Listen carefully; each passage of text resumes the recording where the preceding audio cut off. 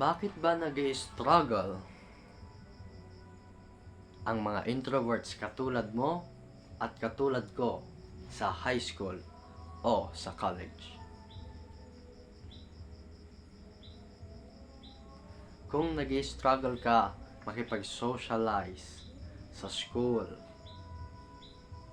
okay lang yan kasi ganun din ako dati. Nung high school ako, nahihirapan ako makipag-socialize.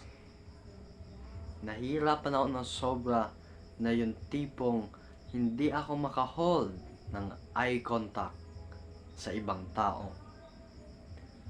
Lalo na sa mga popular kids.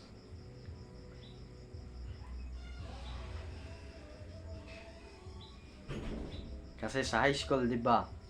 Siyempre, gusto mo naman maging tropa ang mga popular kids kasi they look cool.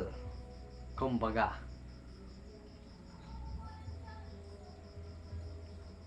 At nahihirapan ako makipag-socialize sa kanila. Hindi dahil sa wala akong social... well, maybe kulang talaga ang social skills ko.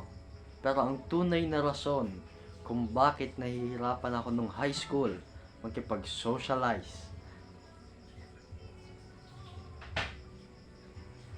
ay nai-intimidate ako. Na-intimidate ako na feel kong mas better sila sa akin. At totoo yun. Totoo yun. Kasi ano ba naman ang ma-offer ko sa kanila? Isa akong nerd, isa akong gamer, at nagkukulang ang social skills ko. Kaya, deserve kung ma-feel yun. Pero nagbago ang lahat nung nag-start na ako mag-workout. Ang pag-workout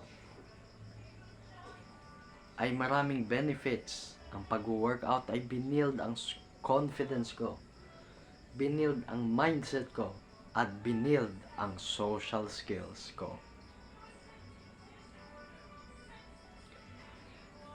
Kung introvert ka, katulad ko, baka ang rason kung bakit nag-struggle ka sa school ay hindi kulang ka lang sa social skills.